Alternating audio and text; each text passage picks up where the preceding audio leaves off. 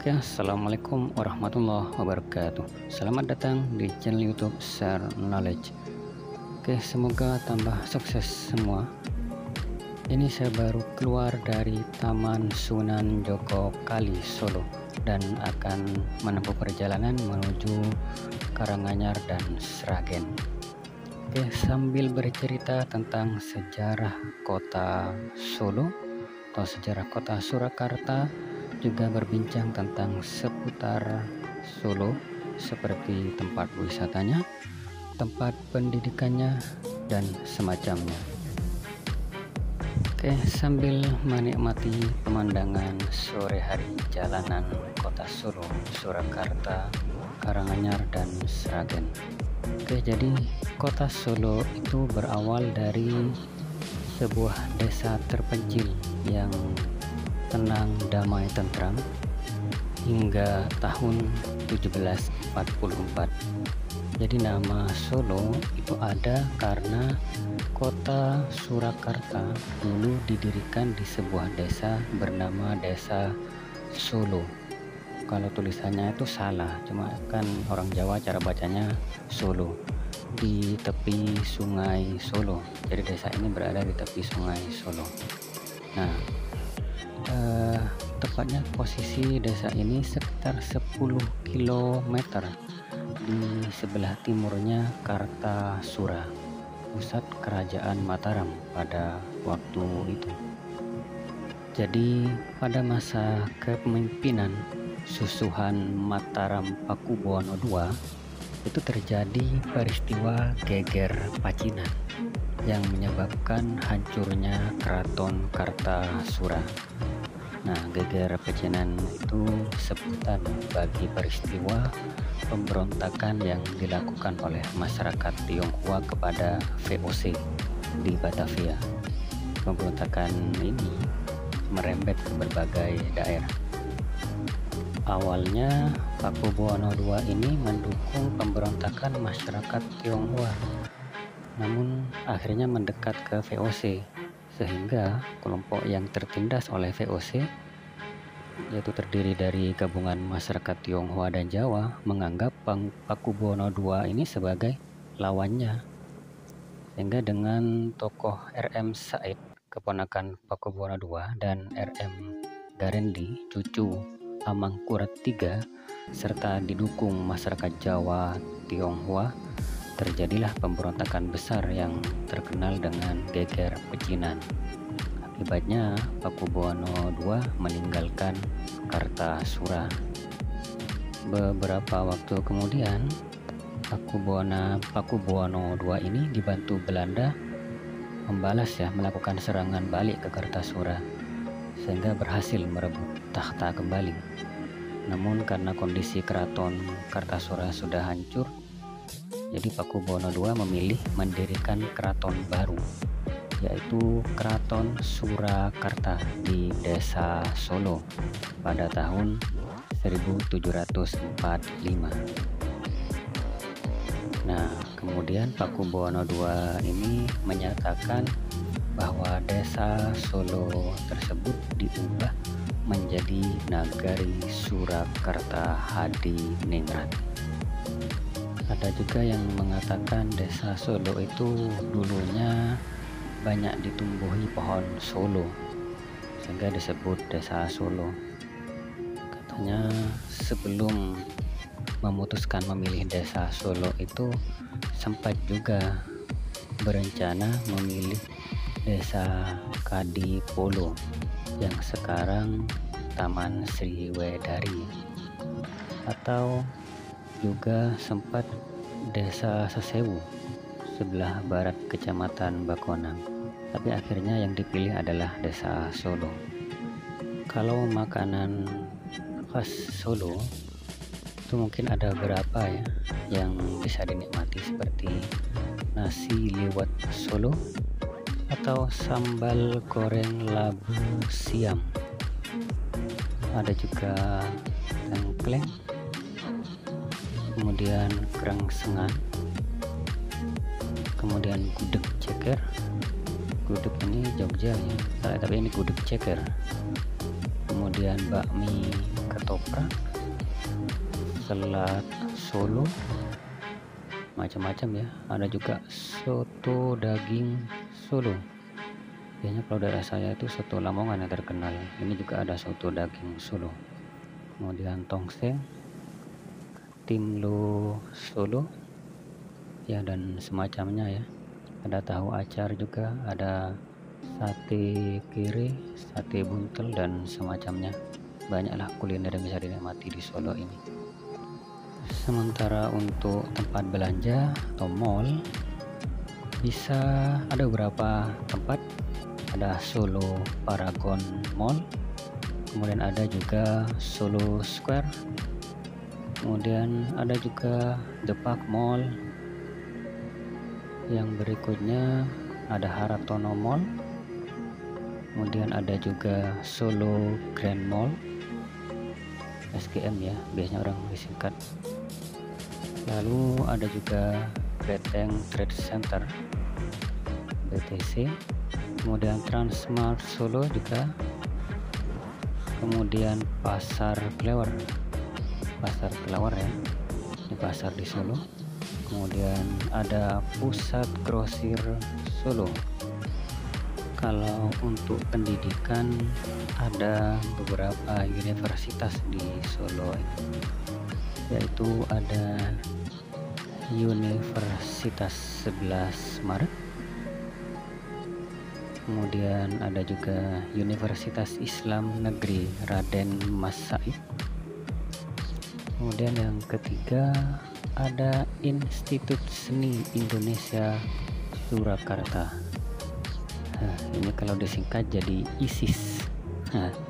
Jadi ingat dengan Islamic State dulu ya. Institut Seni Indonesia Surakarta. Isi kalau di Jogja itu isi ya. Institut Seni Indonesia yang di Jogja, ada S2 nya kalau yang di Jogja. Kalau yang di Solo ini kayaknya cuma S1. Soalnya saya pernah ngajar dulu mahasiswa S2 di Jogja, dia lulusan Solo. Kayaknya S2 nya dia kayaknya gak ada S2 nya di sini, mungkin gitu. Kemudian ada juga Universitas Muhammadiyah Surakarta. Universitas Muhammadiyah ini ada di mana-mana memang. Kemudian ada Universitas Nahdlatul Ulama Surakarta. Ini bagi orang NU. Kalau yang tadi itu bagi yang Muhammadiyah, kalau yang ini bagi yang NU. Tapi dua kampus ini tidak hanya menerima segolongan saja, ini untuk semua. Bahkan kalau di Muhammadiyah itu yang non muslim pun bisa di sana. Kalau nggak salah yang Universitas Nahdlatul Ulama ini juga seperti itu. Yang berikutnya ada Universitas Aisyah Surakarta. Ini pasangannya Muhammadiyah. Jadi di Muhammadiyah itu kalau laki kan Muhammadiyah. Nah, kalau istrinya itu Aisyah yang perempuan. Kalau NU kan Fatayat. Nah, kalau yang muda di Muhammadiyah itu ada Pemuda Muhammadiyah. Yang perempuan itu ada Nasihatul Aisyah. Kalau mahasiswanya ada IMM, Ikatan Mahasiswa Muhammadiyah. Kalau yang perempuannya Imawan ya, biasanya dipanggil. Kalau yang perempuan itu Imawati. Kalau yang di NU itu ada IPNU dan IPNU. Yang berikutnya ada Universitas Syahid Surakarta. Namanya Syahid. Yang ke-8 ada Universitas Kristen Surakarta. Ini bagi umat Kristiani. Ada Universitas Kristen Surakarta. Yang ke-9 ada Universitas Selamat Riyadi. Kemudian yang ke-10 ada Universitas Surakarta. Ya, itu beberapa universitas. Kalau untuk sekolahnya mungkin banyak ya. Jadi memang Solo ini kalau saya bandingkan dengan daerah sekitarnya yang dulunya termasuk Solo Raya seperti Sragen misalnya, itu memang sepertinya pusatnya tuh di Solo, karena orang Sabiran itu kalau dulu rumah sakit ke Solo, bahkan sampai sekarang pun kalau mau yang canggih ke Solo, belanja mall juga Solo ya, termasuk pendidikan juga lumayan banyak. Dan kata teman-teman yang menempuh pendidikan di Solo, itu enaknya murah, kontrakannya murah, biayanya murah, biaya hidup juga murah, dan kotanya tenang, damai, orang-orangnya lemah lembut ya, karakter orang Jawa. Kalau untuk tempat wisata di Solo itu ada Pandawa Waterworld di wisata air, kemudian Keraton Surakarta Hadiningrat juga lumayan bagus untuk dikunjungi, kemudian ada Heritage Palace, kemudian ada Taman Balai Kambang, sejuk pemandangannya, ada juga air terjun Grojogan Sewu yang suka dengan pemandangan alam, ada Ponten Ngebrusan Solo, kemudian pabrik gula Becolo Madu juga bagus untuk dikunjungi, ada Kampung Batik Lawean, kemudian kereta api Jaladara, kemudian Taman Sriwedari, ada Telaga Wadirda, kemudian ada juga Pura Mangkunagaran, ada kebun binatang juga di Solo. Kalau dulunya itu Taman Satwa Taru Juruk ya, sekarang itu namanya Kebun Binatang Solo Safari. Ini baru dibuka ya, tanggal 27 Januari 2023. Jadi setelah proses revitalisasi tahap pertama selesai. Taman Sunan Jogokali ini juga menarik. Di tempat yang baru saya kunjungi ini, menonton atraksi barongsai itu juga menarik di sana. Jadi ada perahu naga yang bisa dinaiki menyusuri Sungai Bengawan Solo, menikmati pemandangan sungai. Kalau peluang kerja di Solo mungkin cukup lumayan ya, karena kotanya cukup besar. Jadi UMK-nya pun itu cukup lumayan. Sekarang tuh sudah 2 juta lebih ya. Sebenarnya tahun 2021 itu sudah 2 juta lebih. Awalnya dulu kalau 2019 itu masih di bawah 2 juta. Sekarang sudah 2 juta lebih. Tapi itu kan UMK-nya ya. Kalau mendapatkan tempat kerja yang lumayan, yang bisa menggaji besar, ya tentu lebih baik.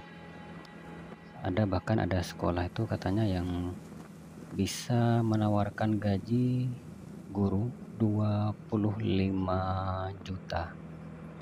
Tapi itu sekolah internasional, bukan sekolah yang biasa. Tentu dananya lebih kuat ya dibanding sekolah yang lokal. Tapi kalau pekerjaan biasa kayak Indomaret, mungkin POM itu mungkin sesuai UMK Solo 2 jutaan ya, sekitar itu. Tapi kalau untuk bisnis menurut saya cukup lumayan. Jadi kota Solo itu cukup ramai. Nah, kota yang ramai itu tentu akan daya belinya lebih tinggi, sehingga kalau buat bisnis cukup lumayan. Bahkan kemacetan juga agak lumayan. Jadi saya 2 kali naik motor melewati Solo, setiap lampu merah ya seperti ini kondisinya begini, bahkan lebih panjang dari ini. Jadi selalu macet. Mungkin karena di sore hari ya, tapi dulu saya berangkat pagi itu juga sama seperti ini kondisinya. Ada lampu merah macet, lampu merah macet nih. Kalau orang sini itu menyebutnya bukan lampu merah sih, bangjo. Abang sama hijau, abang itu merah, hijau itu hijau. Berbeda dengan di Jawa Timur. Kalau Jawa Timur lampu merah. Jawa Timur kalau bagian barat menyebutnya sudah Bangjo sih. Abang sama hijau, kuningnya nggak disebut yang orange. Tapi kayaknya lebih benar kalau menyebut abang hijau. Kan kalau ada orang tanya pasti bilangnya begini, Bangjo belok kanan atau Bangjo terus gitu. Nah kalau orang Jawa Timur kan bisa salah, mereka kan menyebutnya lampu merah belok kanan atau lampu merah terus. Padahal kan kalau lampu merah kan bukan belok kanan tapi berhenti dulu, bukan terus, berhenti dulu nunggu lampu hijau. Ya seperti itu. Kalau terminalnya Solo itu namanya Terminal Tirtonadi. Di sana banyak penginapan. Saya dulu pernah nginep di situ, jadi ordernya itu cuma lewat WA, order satu kamar begitu. Tapi kalau nggak salah itu 2 hari sebelumnya harus pesan. Jadi nanti pas di belakangnya itu ada beberapa penginapan. Kalau bandaranya itu Bandara Adi Sumarno Solo. Ini bis Rosalia Indah, ini juga kantor pusatnya juga di Solo. Jadi kantor biasanya mampir ke sana kalau naik Rosalia itu. Sekalian rumah makannya juga di sana, pom bensinnya juga kayaknya juga milik Rosalia Indah di sana. Terminal langganan bis ini. Ya, cukup profesional, bahkan ada pramugarinya. Jadi seperti naik pesawat. Bagi pecinta spiritual, di Solo juga ada beberapa makam keramat seperti makam Ki Ageng Solo. Jadi beliau itu seorang pendakwah yang menyebarkan agama Islam di wilayah Solo. Jadi beliau pendiri kota Solo. Jadi beliau dulu berada di desa yang banyak ditumbuhi, daerah yang banyak ditumbuhi pohon Solo. Nah, makam beliau ini setiap hari jadi kota Solo tanggal 16 Juni itu banyak dikunjungi.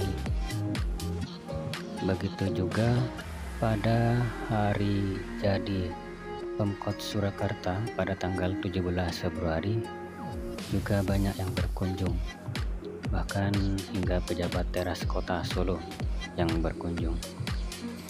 Menjelang puasa Ramadan juga ramai yang berkunjung ke makam ini. Yang berikutnya makam Ki Ageng Henis.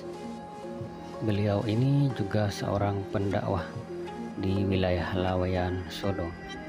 Dan selain berdakwah, beliau juga berjasa di bidang seni, yaitu seni batik. Jadi Laweyan Solo itu dikenal dengan sebutan kampung batik Laweyan. Nah, Ki Ageng Henis inilah yang mengajarkan warga membatik. Yang berikutnya makam Raden Ngabehi Yoso di Puro. Tapi makam beliau ini berada di luar Solo, yaitu di Kabupaten Boyolali. Tak terasa depan itu sudah perbatasan Kabupaten Karanganyar ini dengan Kabupaten Sragen. Nah, kita akan masuk Kabupaten Sragen. Oke, sekarang kita berada di Kabupaten Sragen. Nah, lanjut lagi. Jadi Raden Ngabehi Yoso Dipuro itu seorang pujangga dari Keraton Surakarta Hadiningrat. Masih memiliki garis keturunan dari Kerajaan Pajang. Jadi beliau adalah putra dari pasangan Raden Tumenggung dan Siti Maryam dan lahir pada tahun 1729 dengan nama Bagus Banjar. Ini gadingnya di depan Sragen itu memang terkenal dengan gading-gading seperti ini. Alun-alunnya juga di beberapa tempat. Oke, itu sekian jalan-jalannya sambil ngobrol tentang berbagai hal berkaitan dengan kota Solo. Oke, semoga tambah sukses semuanya. Amin, amin, amin.